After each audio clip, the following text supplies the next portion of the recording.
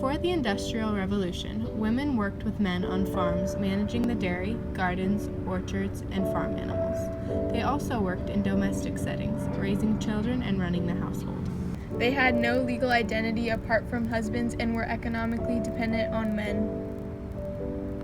In the late 1700s into the early 1800s, when the Industrial Revolution began to take place, urbanization occurred.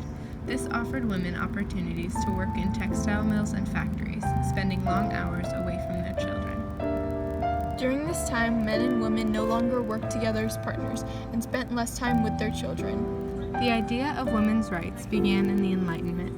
In July 1848, the first Women's Rights Convention was held in Seneca Falls, New York, and it was led by Lucretia Mott and Elizabeth Stanton. There they drafted a declaration of sentiments derived from the Declaration of Independence.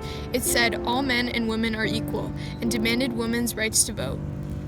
Working conditions were terrible, and bending over their work for long hours resulted in deformed ribs and chests.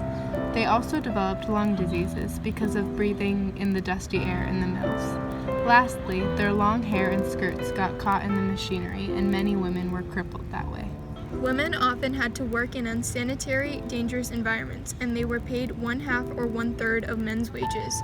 In 1780, they had few rights, and by law, most of their earnings had to be given to their husband or father. Factory owners only hired women because they were cheap. They also viewed them as obedient because they knew they needed to support their children. They were preferred as household workers because it was considered better for women to work with children rather than men.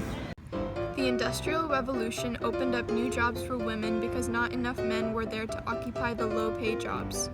Most jobs were filled by the working class, but despite the terrible working conditions and pay, many women liked working outside of the home. It empowered them and showed them that they could do the same jobs as men. During the mid to late 1800s, many organizations worked to improve the pay hours and working conditions for women. They did help the factory workers that were women live a little bit more comfortably and also motivated them to seek better rights for themselves politically, socially, and economically.